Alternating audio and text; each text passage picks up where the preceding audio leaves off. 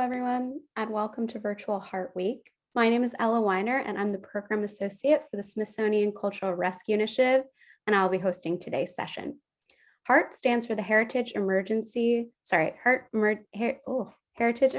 Response Training, which is a program developed through the partnership of the Smithsonian Cultural Rescue Initiative and the Heritage Emergency National Task Force. Normally, we host HEART at the Smithsonian Institution in person this time of year in Washington, D.C. But due to the ongoing COVID-19 pandemic, we decided to switch gears and have developed this week of online programming dedicated to increasing understanding of emergencies and disasters that affect cultural institutions and historic sites. Though we are unable to train in person, we are glad to continue to fulfill the mission of HEART through this program and provide enriching opportunities for all in the cultural, academic, and emergency management fields to better understand each other and the intersection in our fields. Before we begin, just to note that this webinar is being recorded for future use and closed captioning is available. To enable the live captions, click the CC button on the bottom menu. Since this is a Zoom webinar, you'll notice everyone's mics are muted and cameras are turned off, but we encourage you to ask questions. The Q&A feature allows you to submit questions, which we will turn our attention to at the end of the presentation. I'm excited to introduce today's session, which features Sarah Sutton, CEO of Environment and Cultural Partners. Her presentation is titled Cultural Heritage and Climate Change, Disaster Planning, Adaptation, and Resilience. Sarah Sutton is CEO of Environment and Cultural Partners, a nonprofit accelerating cultural institutions, leadership, and climate action that manages the Frankenthaler Climate Initiative, a grant program supporting museums' energy efficiency and clean energy projects, and an IMLS national leadership grant creating energy efficiency tools for museums.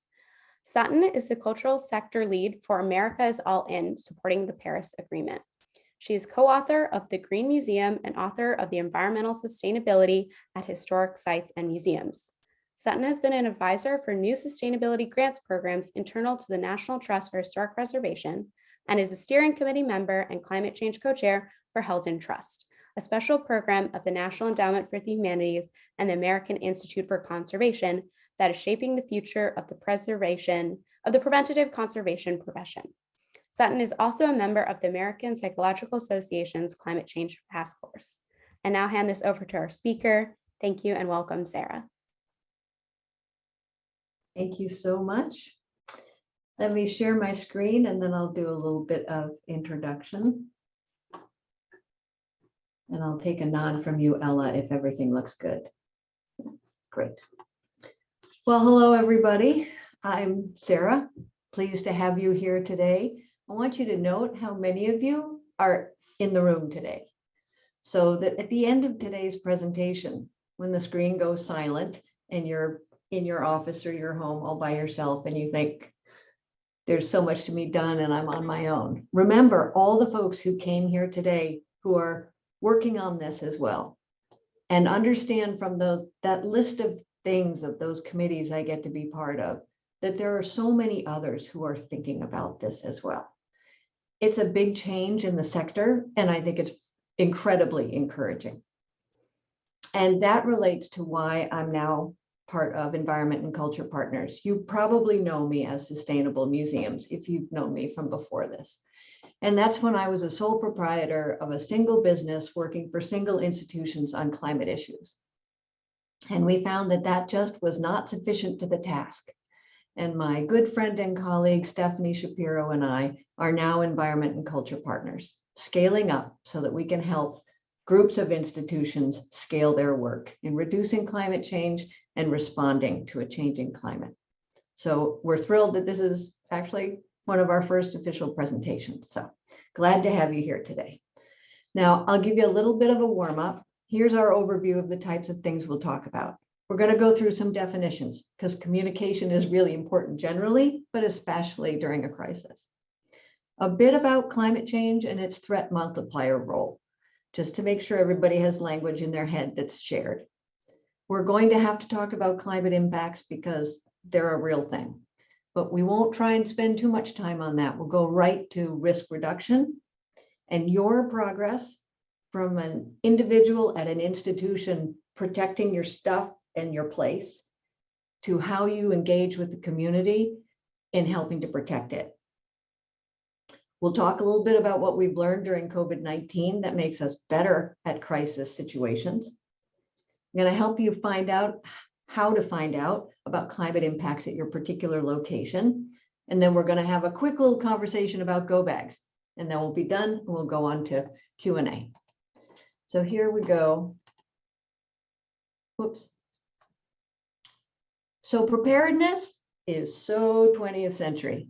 We're going to move you into 21st century, which is resilience. And it's not just institutional resilience, it's community resilience. It's the capacity to prevent, withstand, respond to, and recover from disruptions.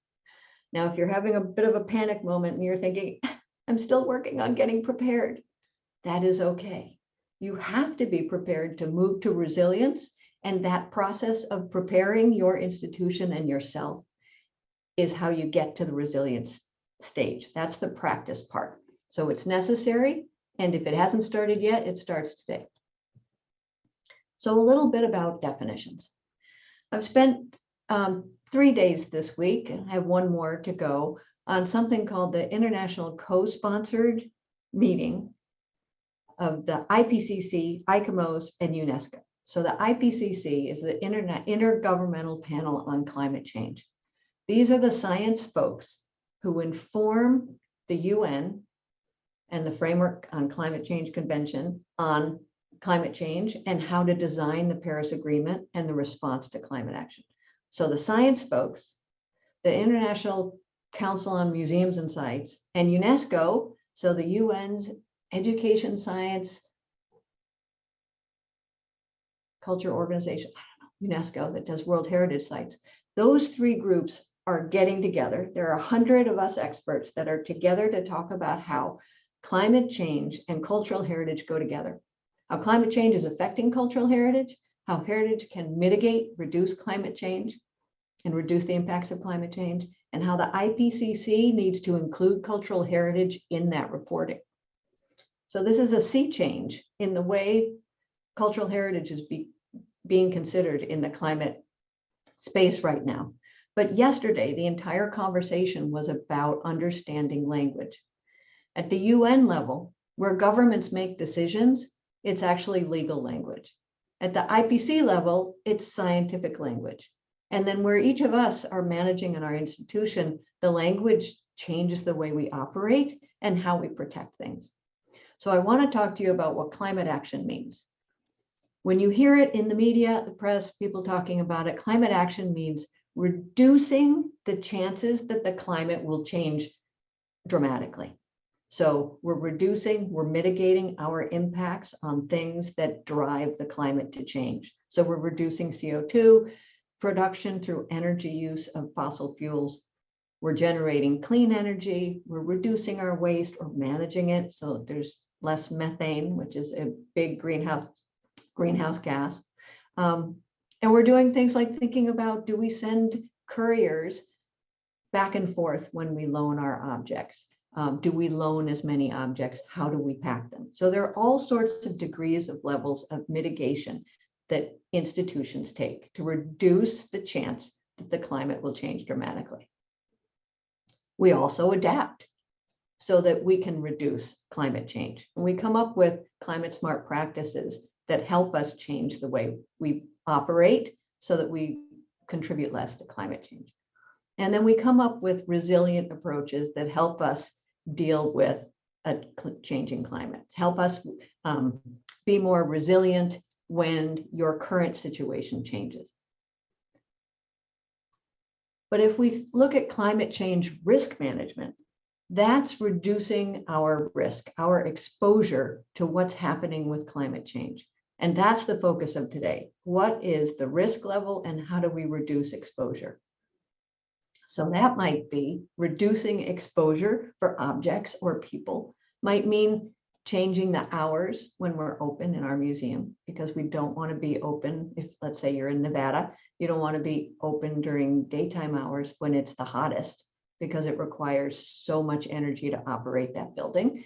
And it puts visitors at risk for being out in the heat. So this is a list of the sorts of things you might do in order to reduce your exposure to risk at an institution in a changing climate. And then we're going to talk a lot today about adaptation and resilience, where we're going to think about how we protect sites, how we develop ways in which we recover more rapidly from an impact. So how are we going to limit damage and come back more quickly? How are we going to help the community do that, not just our institution? And how are we going to learn from that exposure, that dangerous experience, so that it's easier to manage next time or avoidable? So climate change is considered a threat multiplier. That's because the climate and the environment are both systems, which means that they are dynamic. They change all the time. We can predict some aspects of it, but they have components in the system that are feedback loops, which exacerbate change, influence change in ways that expand the situation. So let's examine it. If the rain falls for hours, but then stops, the rivers continue to rise because all of the water that fell on the surfaces and in the river up above you are now going to flow through your community past your museum. So even after the sun comes out, the rain from the storm event is a greater volume and it comes in more amounts, lasts for longer. If you're thinking about drought, if drought hangs on from last year for another year and the forest is drier and there's more tinder to burn and the rains don't come to stop the fire and the winds blow longer, all aspects of climate, it multiplies that threat from the drought and your exposure to fire. When wind patterns change, it means that that heat dome that ends up in the Pacific Northwest last summer doesn't cool out at night because the winds don't come at night in order to blow it away. There's no wind blowing away the heat island effect. So the different aspects of climate influence each other and make any particular situation worse and a disaster situation even more challenging. So if climate is everywhere, the threat multipliers are, and I promise we'll be done with the doom and gloom pretty soon.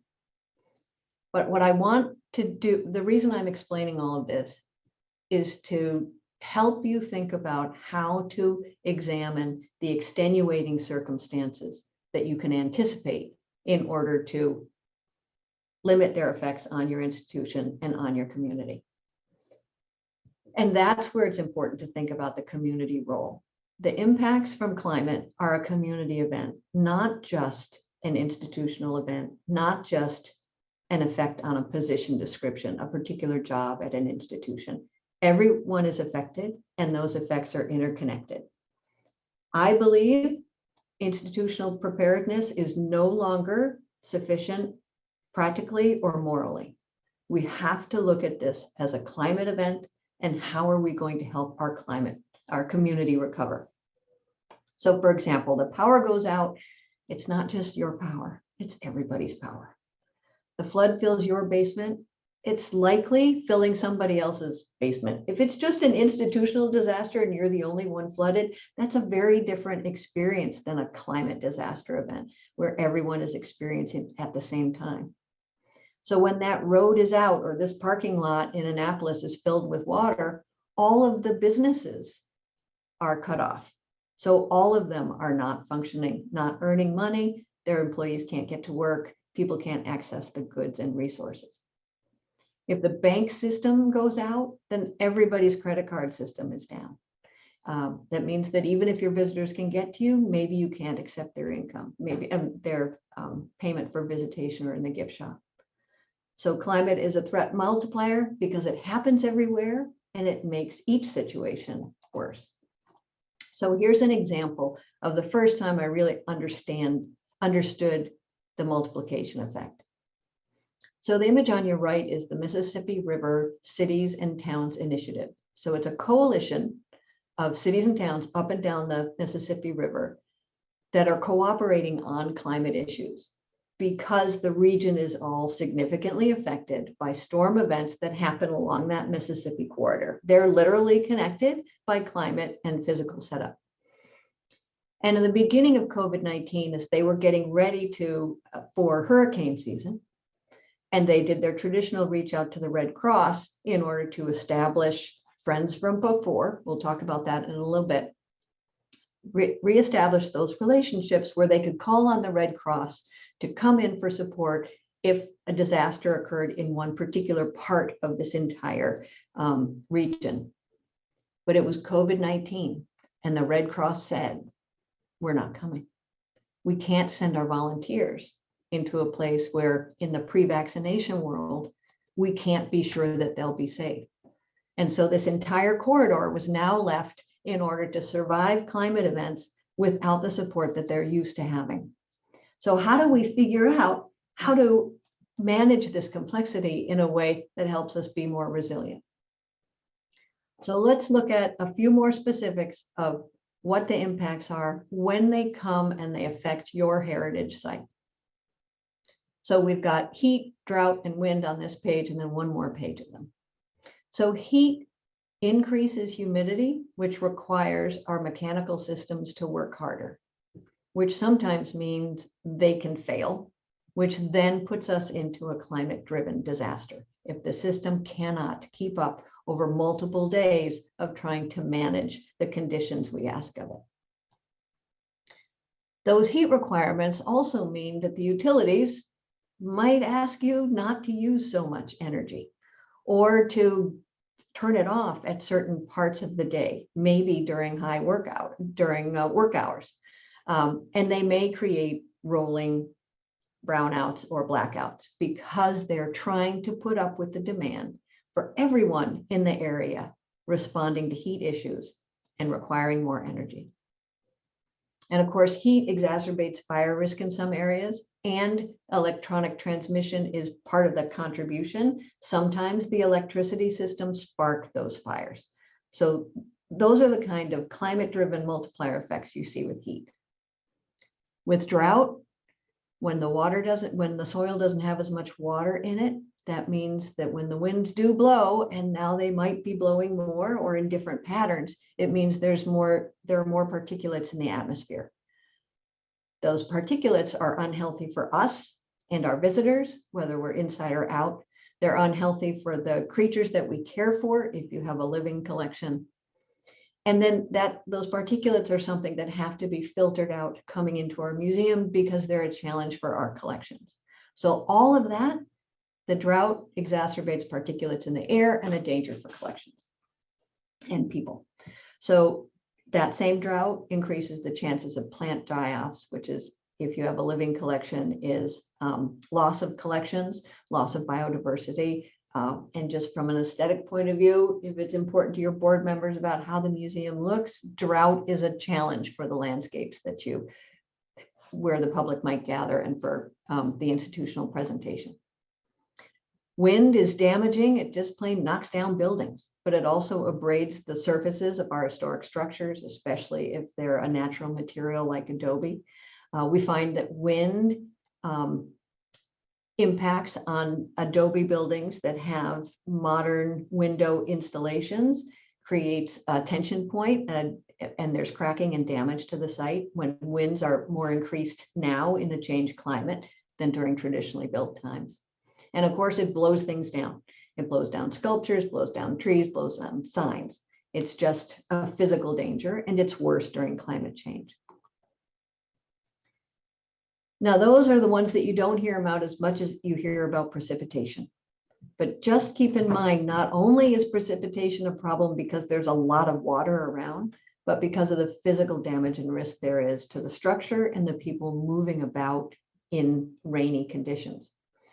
And with our storms in a climate-driven situation arriving and then staying longer, so more intense storms that move more slowly, means that there's a lot more rain to be dropped in a particular area, which leads to the surface flooding that you'll see on the right, which means that there's just more physical surface covered by water with systems unable to manage that water, unable to take it away from the surface, take it away from buildings, and get it out of the city. So all of these are things that get exacerbated by climate change and then affect you and your community.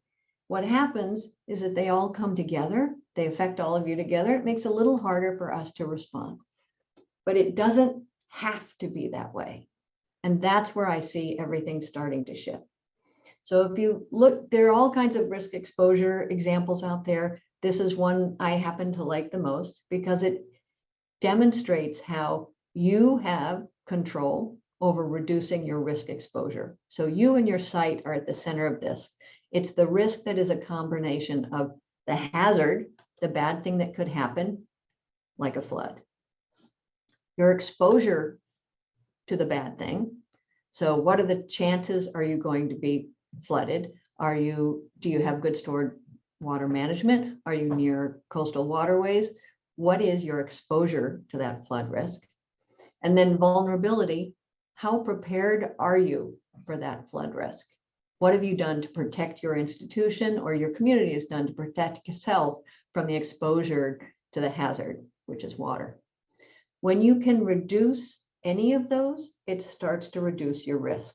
So this really is your goal. This is your map of activity. What are my hazards? What's the degree of exposure to those hazards? And how likely am I to be hurt by those if they occur?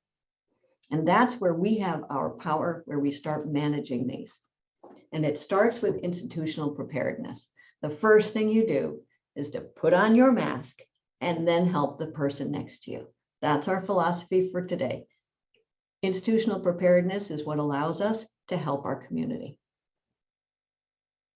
So a few of those examples, likely, especially if some of you are from the DC area, you know about the story of the National Archives floating wall. How awesome to have an armored system that automatically deploys in the face of a crisis.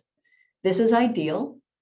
If you're building a new construction, this is something you'd plan for. If you're doing a big change, this is what you'd plan for. If your community is doing some work, this is what you'd pitch to the community that they help you build. This is ideal. It's not necessarily available to all of us, but we can be creative. And so the historic sites out there, I want to point you to the example of Vizcaya Museum and Gardens in Miami, Florida, right on the bay, right in line for hurricanes. A lovely historic site owned by, I can't remember if it's the city or the county. So they have to compete for all sorts of funds. It's not a free gift. They don't get a free ride. And they've come up with marvelous solutions for being, frankly, on the front lines. And one of those is testing using something called a tiger dam so that they can fill with water their own protection system at the front line on Biscayne Bay. And if any of you want to search online and find Vizcaya's video and the video of testing a tiger dam, and then their video of the staff practicing using it, it's a great example of looking straight on at a difficult problem, using the best innovations possible, and practicing deploying it in order to come through a hurricane much better off. But of course, barriers from water aren't the only things that they do. There are so many other things they have to do on their property in order to prepare for climate disasters. And one of them, you see the picture on the left, that barge is a feature right in front of them. It's out in front of this building you see on the right that regularly gets damaged in hurricane events. And one of the things they're doing to reduce their exposure, the loss of the site, is literally to do a VR replication so that the institution will not lose access to the barge in the future for its historical interpretation, even as they realize that climate will take the barge eventually. So they're reducing their overall risk to the institution, not to the property, but to the institution by managing in this way. And the property, they reduce their risk in storm situations in the botanical garden doing a tree pruning system, a rigorous tree pruning system where they keep the trees healthy and the weak limbs reduced so that in a storm event, of course, you don't have as much limb damage, which doesn't require as much cleanup and doesn't put the art and the physical facilities in the garden at risk from damage from falling limbs. So they've reduced the hazard, the exposure, and the vulnerability. Solves a lot a lot of problems when it comes to cleanup if you don't have to do as much cleanup afterwards. You can focus on other things like helping your community. So I want to switch to thinking about some activities museums have taken on that help them support their community.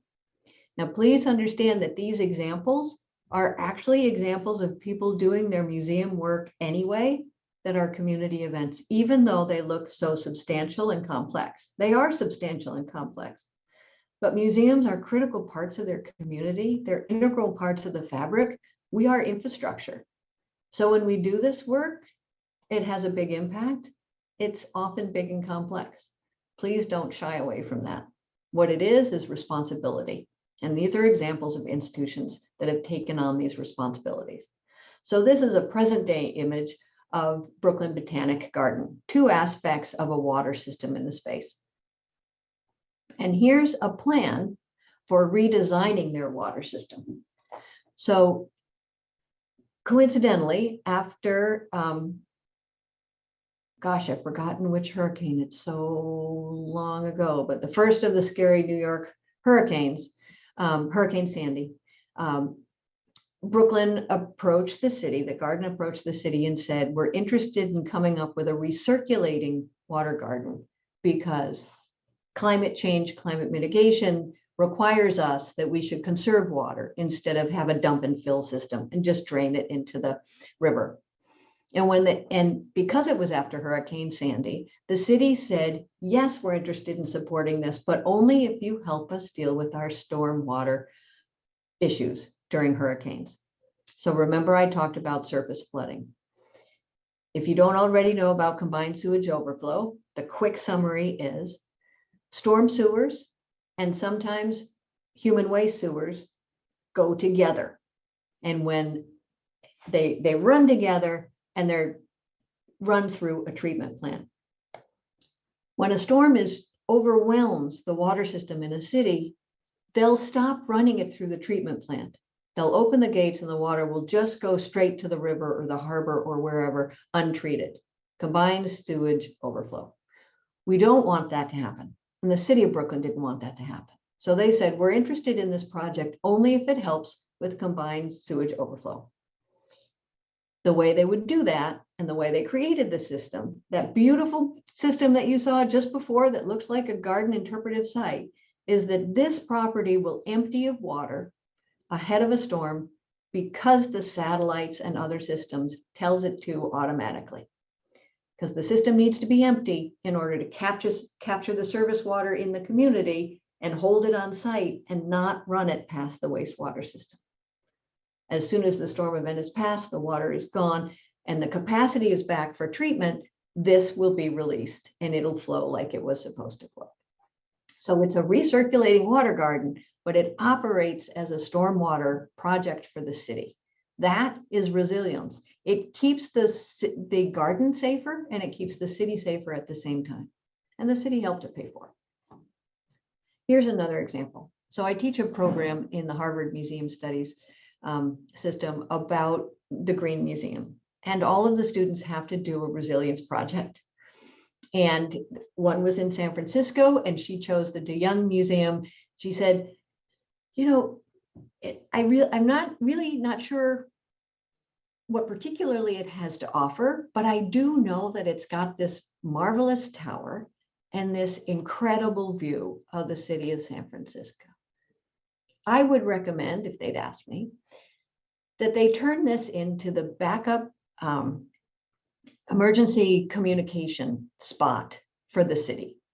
So that the museum wouldn't be open if there were a city disaster, right? This space would be available. And if this became the emergency center, they would have a view of the city and it would be a perfect way for managing the disaster. I said, awesome, you get extra points. Why don't you talk to the staff about how that might work and then write it up as an idea?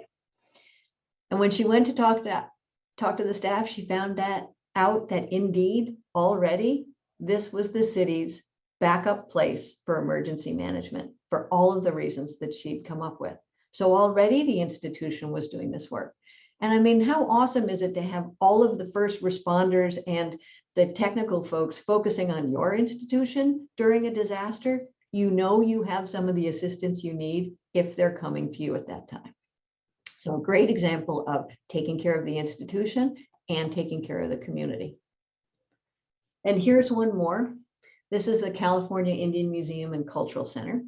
I think in the introduction, it talked about how I'm the grant administrator for the Frankenthaler Climate Initiative. So this is a granting program for energy efficiency and clean energy projects at visual arts institutions. And this particular institution applied for a Frankenthaler grant for this activity right here. They're installing a battery storage system connected to their solar power array, and they're upgrading the HVAC system. The reason they're doing all of these things is because in this fire-prone area, they need to be able to operate even if the utility shuts down the power. They need to be able to protect the museum and the collection for multiple days without any power. And that includes filtering the air, so the particulates, whether it's smoke or damaging carbon coming in through the filter system, they're protecting the collection and the people inside the building from the air quality outside. And they're not just taking care of the objects and the staff, but they're opening it as a safe, healthy space for a cool, safe, clean air space for the public during a fire event. That's the way that they take care of the institution and the community at the same time. And that's what climate smart resilience is. Now, we've just had a heck of an experience learning about how to experience a disaster, right? This is a slow receding disaster in COVID. And I want you to consider that this is training camp for climate crisis, not from like, oh, if you can't do COVID, you're not going to survive crisis. That's not at all what I mean. It's what we're learning about how the public responds to the crisis and how to shape their behavior and how to change our own behavior is parallel to the climate crisis. So on the left, we have the disaster situation. And on the right, we have 4 concurrent crises: health, economics, identity and race, and climate change. And you can see where the parallels are for all 4 of these. This is why I mean COVID is an opportunity to develop skills for coping with climate change.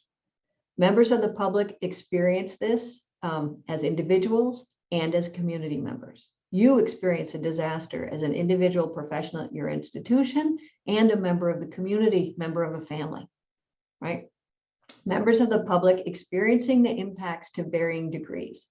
If you're in a fire-prone state like California, sometimes you are in the fire and another time you are not. It happens to just bypass you. So that experience is very different. Certainly, all 4 of these issues are politically charged. Power has an aspect for how you experience any of those. And the benefits of addressing those risks are unevenly distributed. The ones who aren't impacted aren't necessarily so motivated to reduce those risks. And of course, risk exposure is unevenly distributed. So being aware of that might help us prepare for these issues because the contexts are so similar. Data access is critical, whether you're in a climate crisis or a COVID health crisis. Innovation and creativity is how we are going to solve these problems. Community engagement, absolutely necessary, as well as communication. That's how we will be successful. And we can learn an awful lot from history about how we can address these. And so the world is adapting. And these are the things that we've learned that also apply to climate change, that the kind of language we use creates the response that we get. And so we have to be very intentional about the types of words we use in order to generate the response we want. That what we visualize is not necessarily true, that data and experience really are where we'll find the answers to solving our problems. And that systems-based approaches are the only way to really effectively tackle it in a way that benefits all. You've heard over and over on the nightly news, the way we protect ourselves from COVID is to vaccinate everyone. That's the philosophy we're thinking of right now, is that is a systems-based approach. For health requires everyone being healthy. For safety requires everyone being safe. We have to act quickly in order to respond to these situations and get ahead of them. Better yet, we should be proactive and be friends from before. So I really want to talk to you about this friends from before thing. It's about how all of the members of the community contribute to resilience. So when COVID came here to the Pacific Northwest, this island, Vashon Island, only reachable by a ferry, found that its residents couldn't get COVID-19 testing, this was before vaccines, unless they drove off the island. So the museum, the Mukai Farm and Garden, set up as a testing place. It's a historic site in the open air. Everybody knows where it is. The signs are great to get to it. It's got a circular drive so that people can drive in, stop at the tent and get their test, and then drive on out with absolutely no exposure. That's the kind of stepping up to help community in disaster that museums are able to do, that we experienced during COVID, where we built some skills. This is a Twitter feed of things I saw of institutions helping out with COVID-19. All of you likely shared your PPE with those first responders who needed it at the beginning of COVID-19. So much so that Grist ran an article listing all of the different types of things that museums did for their communities in a crisis. This is where we started learning about how we have a role that's so much more than protecting our collections. It's being a part of our community. And this is what friends from before looks like. We know each other well enough to know the strengths and ability, needs and capacity. And this doesn't just mean the first responders. It means the food bank. It means the blood bank. It means transportation systems. It means who knows how to repair the electrical system. If you've got a solar array that's damaged, where are we going to find the folks who are going to repair that? So knowing who in the community can do what, plan and understand how you work together at all levels, not just first responders. That's my message to you. It's every layer of the community needs to know how to play well together. Have enough trust and confidence to adapt. You know this in your own disaster situations. Those who know each other better sort of take over control and get the most done in a disaster situation because they know how to communicate, they trust each other, they know their abilities. And that helps them quickly respond to a crisis. And here's the most concrete example I've ever experienced. So rural Montana, the hospitals are distributed, the population is certainly distributed.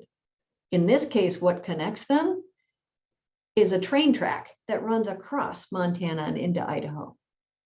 During COVID-19, this community, when they experienced influx of cases, they had to distribute patients and staff among these three particular locations, transport them, learn how to work together. So they established this relationship because of COVID-19. This September, there was a train crash, a train derailment. 50 people needing hospitalization was more than one of these hospitals could handle. But because of their COVID experience, they had the communication network. They understood each other's capacities and resources. They already knew each other's names and contact numbers, and they were able to handle this in an unbelievably efficient fashion that saved lives. This is friends from before, and we need to create this and keep this, hopefully without a crisis that creates it, that establishes it in the first place. Now, you've got an awful lot of resources for doing this. I want to make sure you know about some of them, but mostly that you know how to go find them. So the National Institute for NIST, whatever NIST is, certainly has a whole bunch of disaster response resources that you probably already know about. But from a climate point of view, there is a US climate resilience toolkit from climate.gov.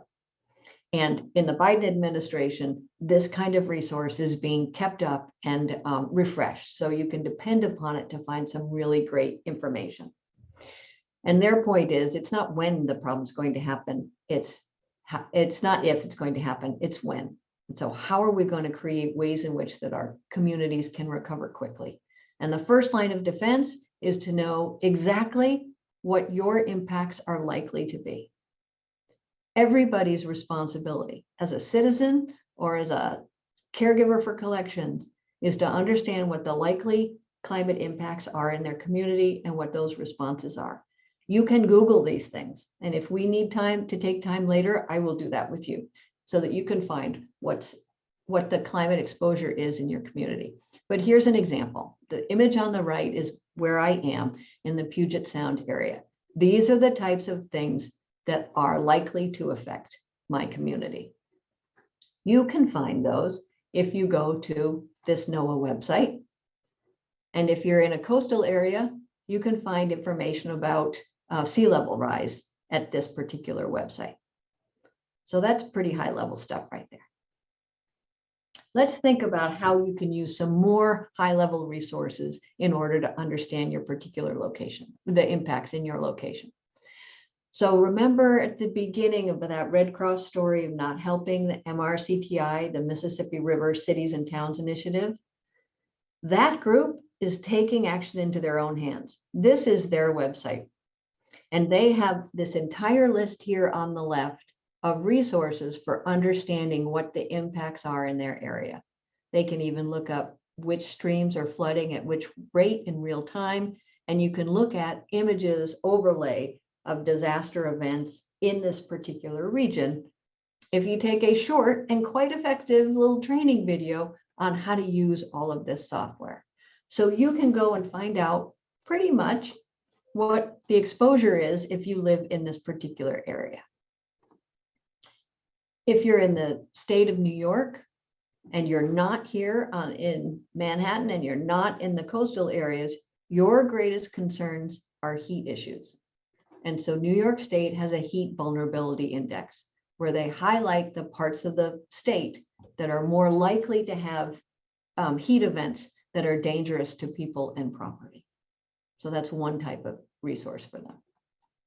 The city of DC. So we've looked at national, we've looked at regional, looked at a state, and now we're looking at a city example where Washington, DC understands what its climate risks are and has actually created an adaptation plan in order to cope with that.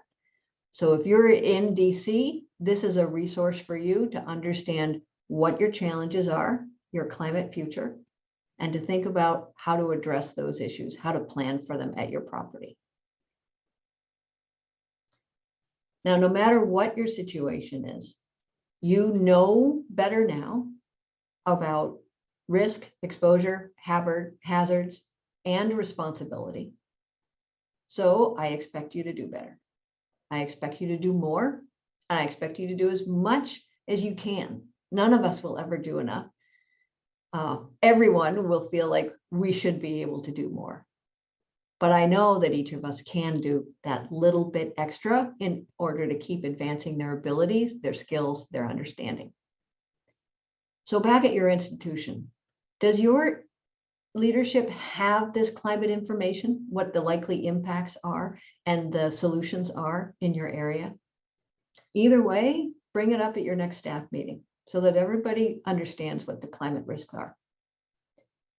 Keep sharing those examples you see of other people doing cool things, not because you have to do exactly the same thing, but as examples of innovation, creativity, and courage, all of which is required in order to adapt to climate change. And then keep those climate risks in mind while you're doing your work.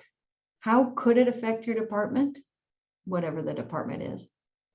And when you hear of new plans at the institution to change operations or change the building, ask them to incorporate climate resilience into that planning so that all of this preparation helps you recover better if in a storm event. You know, people talk about the amount of money you spend in risk reduction, you recover 6 times avoided costs in a storm event. So if you invest $1 in preparation for storm events, you avoid $6 worth of damages because of that preparation. That's what this work is now. I know that you wish this were easy to fit into your workday. It's not. But think how hard it would be to get any of your work done if you were recovering from a disaster.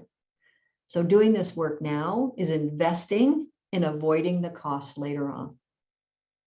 So make friends with local disaster authorities, just like you're probably already doing for institutional preparedness, but do it for community preparedness. Scout opportunities to attend or join community planning initiatives. Just drop in to find out what's going on and see what you can learn about who's participating. You'll be amazed at how many different aspects of your community are involved in this kind of planning. Keep your ears open for regional funding for preparedness. Why shouldn't they send the money to us? We are infrastructure in the community.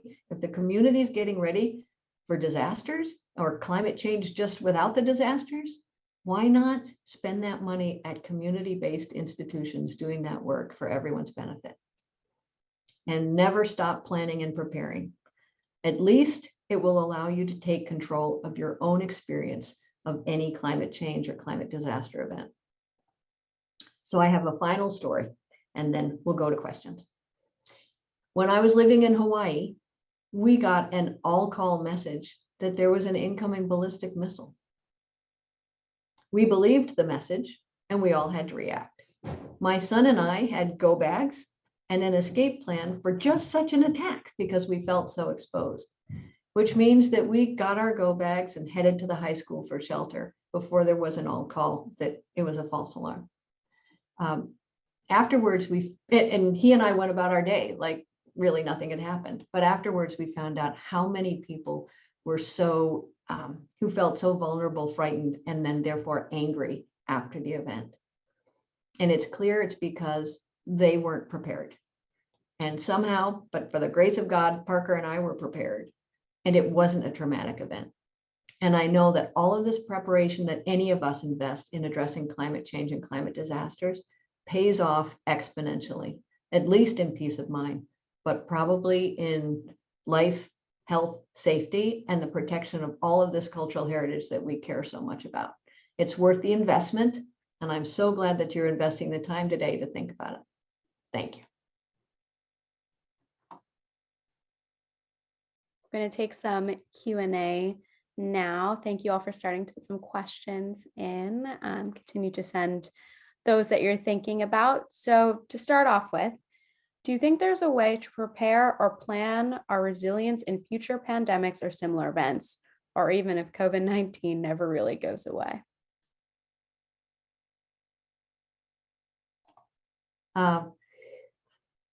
There is. Climate will certainly drive more virus-related pandemics. Certainly the medical infrastructure is prepared to deal with it better and faster, but we have to come up with our own approaches. Open air facilities are a really important way to do that. So I think that activating those open air spaces or including more of those would be important. And the delightful aspect of that is that if those are green spaces, they're healthier for you and the community, and they reduce heat island impacts. So that's an opportunity to do climate mitigation and disaster preparedness. Certainly, we're going to keep filtering indoor air quality substantially. I don't think that that will change any. And I do think that that obviously COVID won't entirely go away, but the risk will be managed. And we will have adapted so that when the next one comes, we already know what the protocols all are. We know how to handle it. Gotcha. Thank you. One question that's come through is, what is a common myth that you come across in this space that you think would be helpful to clarify? A myth about climate change or climate? Myth about climate change, about how it might affect our institutions or our collections that maybe, I don't know, I feel like I see things around about that sort of spurring fear as opposed to action and response. And curious if you've come across anything along those lines. I think the misconception is that as humans, we tend to believe it'll happen someplace else. It won't happen to me. Or if it just happened to me, it won't happen again. And when you read the accounts of 3 50-year floods happening in one area in a year, then you know that it will happen again. But until we experience the disaster ourselves, we tend not to believe that it's really coming for us. And in this IPCC, ICOMOS, UNESCO discussion, one of our motivations is to explain to people that even though the media talks about sea level rise, and you happen to be in the middle of a country, or really vulnerable island states or African countries is where the climate disasters happen. That's not the only place that those happen. Those are the most dramatic ones, and those get media attention. But climate impacts really are absolutely everywhere. But I'm afraid that people don't understand that completely. Absolutely. Absolutely. We have a question about one of the examples you gave. So the question is, what is the Mississippi River Cities and Towns Initiatives doing to address the agricultural industry that contributes to so much climate change and water scarcity at a national and international level? And in turn, what do you think the agricultural industry is doing to respond to in support of what orgs like MRCTI and museums are doing? In a nutshell, are they talking to one another? The good news is that I know of this MRCTI project because they are also part of America is All In. So they're a regional group while I lead the cultural sector. And we've agreed that we want to work together because all of the museums in that sector need to be cooperating on public engagement and on mitigation work and disaster planning. So we have an opportunity there. I will say that even before I showed up on the scene and told them what I thought they ought to do, that MRCTI has worked with Ducks Unlimited to protect significant amounts of land along the water to reduce the agricultural use, to provide open habitat for the duck hunters, which is good for biodiversity, but it also is a stormwater management and a flood management approach. So this is a great example of multi-solving, which is our best climate solution, and it's done in cooperation with a variety of sectors. So I see it as really hopeful. Awesome.